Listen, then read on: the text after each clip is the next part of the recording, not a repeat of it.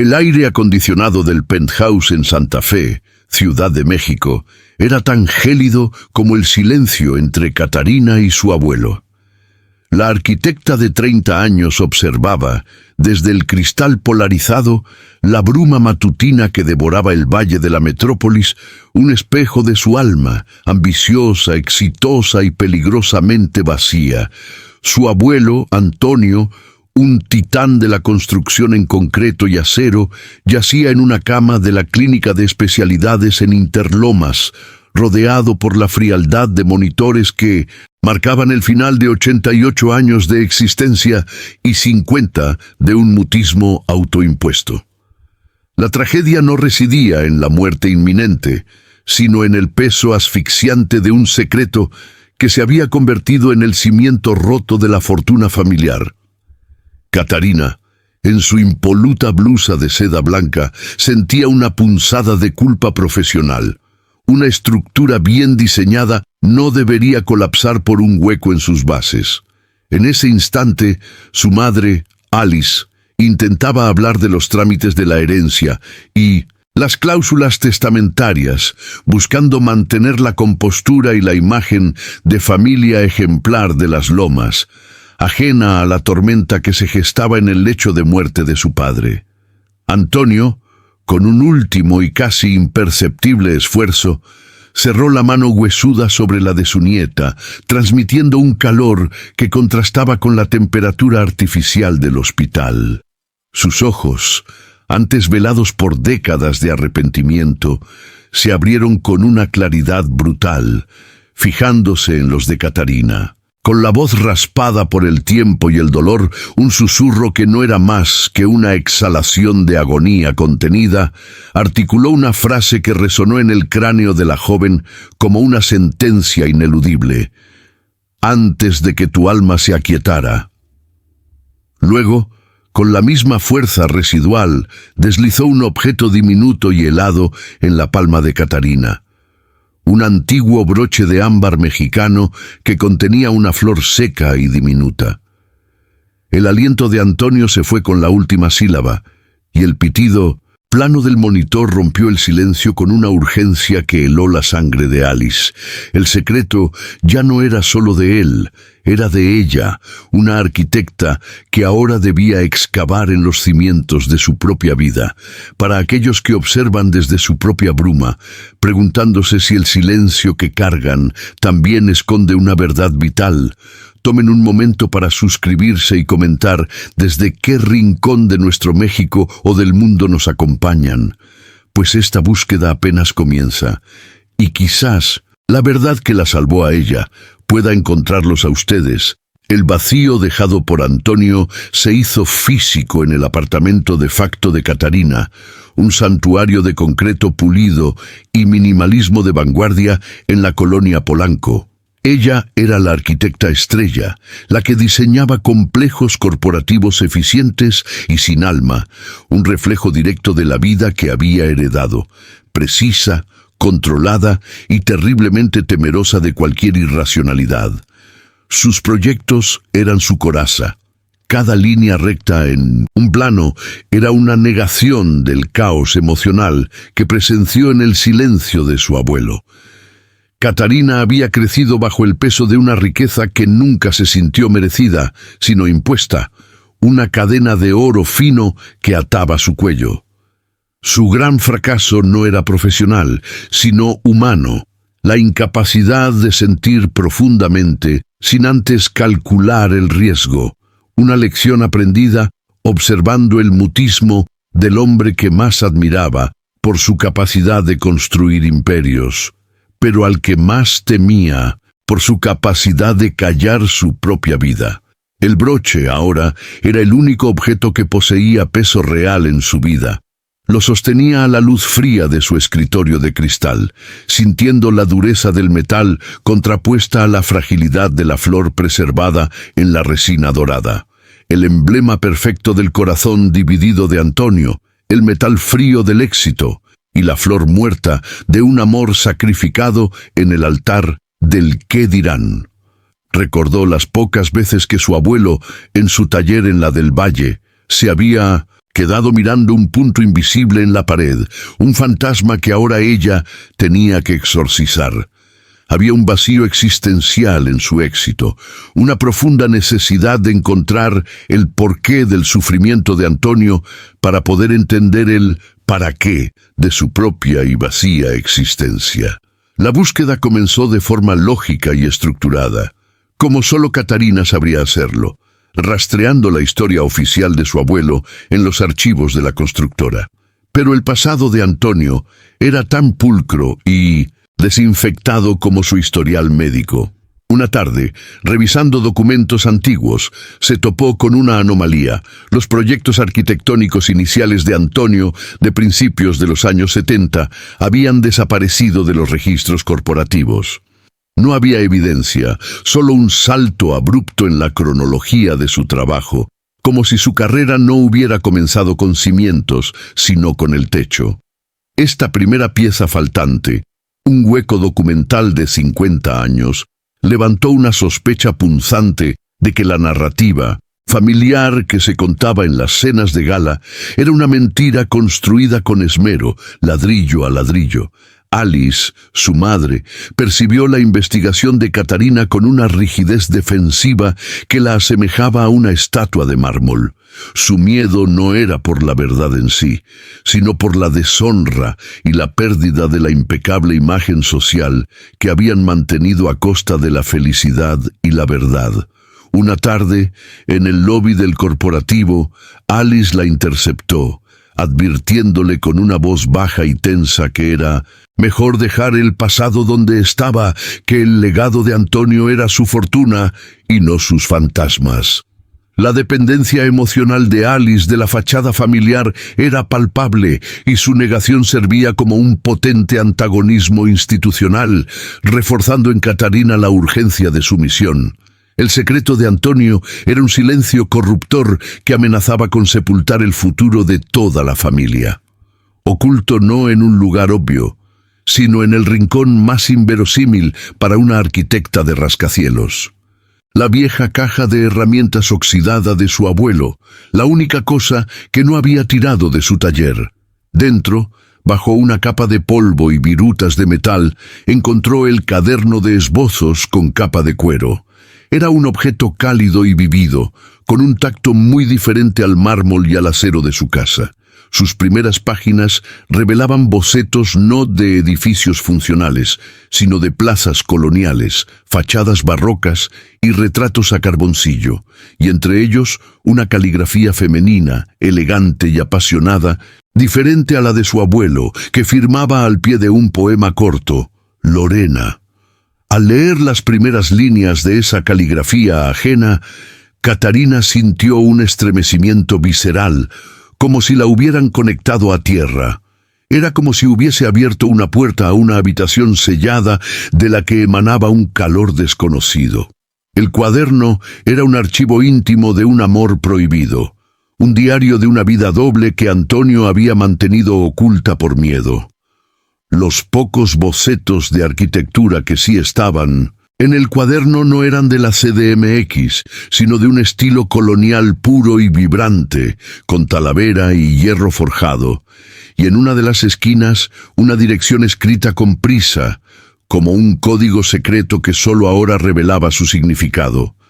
Calle de la Soledad, zona histórica de Puebla.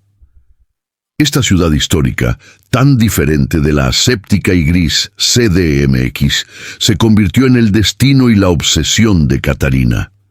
La misión ya no era solo cumplir una promesa, sino encontrar la raíz de la pasión que le fue negada a su propia familia. El broche de ámbar, el cuaderno de cuero y la dirección eran sus únicos mapas. Por un momento sintió la irracionalidad del amor y el arrepentimiento que su mente lógica no podía catalogar. El contraste entre la vida ordenada y geométrica de Catarina y la pasional y caótica historia que comenzaba a vislumbrar se hacía insoportable. Ella era un plano cartesiano, una regla de acero, pero la vida de Antonio era un croquis borroso, lleno de curvas y tachaduras emocionales. Sintió que la verdadera arquitectura no estaba en los edificios, sino en la memoria. Una mañana, antes de abordar el autobús a Puebla, su madre, Alice, descubrió que Catarina estaba desmantelando el secreto de su padre. En un momento de desesperación y terror por la imagen, Alice confrontó a su hija, amenazando con cortarle el acceso a la herencia y a todos los recursos financieros de la familia, intentando sofocar la verdad con la única herramienta que conocía: la economía y el control. Esta amenaza, sin embargo, tuvo el efecto inverso al deseado. El ultimátum de Alice, centrado únicamente en lo económico y en la frialdad de los números, solidificó la convicción de Catarina. Si la fortuna familiar estaba construida sobre la negación de un amor, ella debía destruir ese cimiento falso para salvarse a sí misma. La frialdad y el cálculo de su madre la empujaron hacia el calor de la verdad, hacia la ciudad histórica de Puebla. La decisión estaba tomada. El autobús partió y el paisaje de concreto de la CDMX se fue haciendo pequeño, hasta desaparecer bajo la sierra. En sus manos, el cuaderno de esbozos se sentía pesado, no por el cuero, sino por los 50 años de amor reprimido que contenía. La arquitecta de la frialdad viajaba hacia el corazón de un misterio colonial, buscando un amor que su abuelo, un santuario de la historia que su abuelo había intentado borrar de la memoria familiar. Siguiendo la dirección de la calle de la Soledad, encontró un antiguo taller de herrería que parecía detenido en el tiempo, un espacio que olía a óxido, a polvo y a una melancolía persistente, donde el calor del metal forjado no era una armadura, sino un recuerdo de esfuerzo. Dentro, con el cuaderno de esbozos bajo el brazo, Catarina encontró a Jesús, un anciano herrero de manos callosas y mirada serena, que resultó ser el antiguo socio y confidente de Antonio. La atmósfera del taller era cargada. El sonido lento del fuelle era un pulso doloroso de la memoria. Jesús no necesitó ver el cuaderno para saber de quién venía Catarina. Los ojos de la nieta eran una copia exacta del arrepentimiento que Antonio había cargado por medio siglo. El viejo herrero no dudó. Habló con la franqueza de quien ha guardado un dolor ajeno durante 50 años.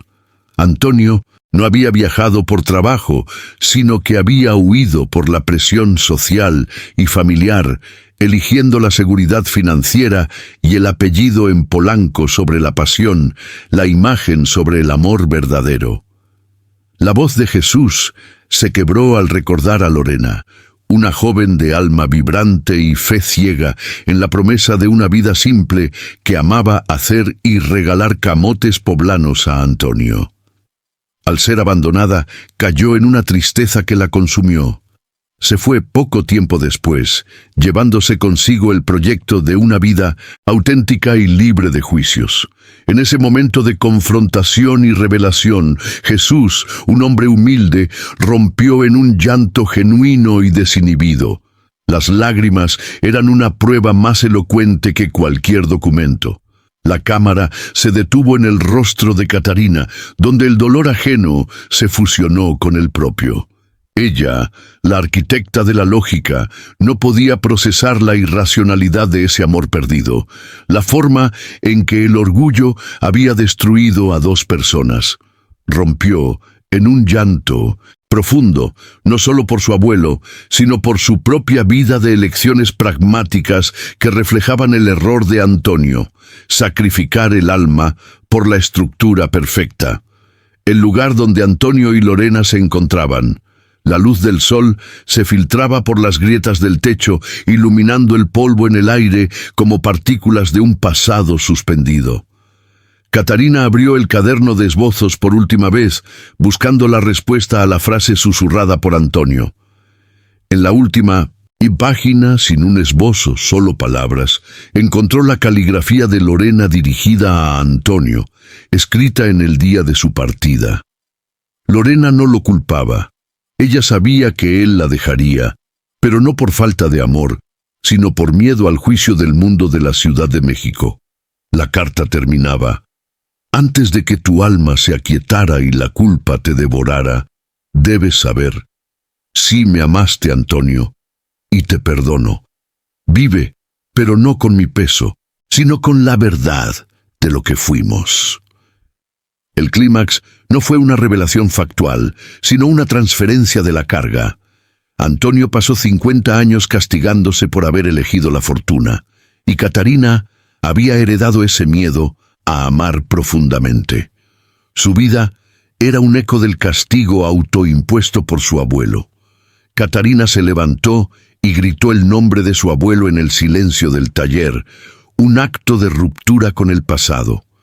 En ese santuario de un amor perdido, perdonó a Antonio en voz alta, liberando no solo el alma de su abuelo, sino el peso de la culpa que ella misma cargaba.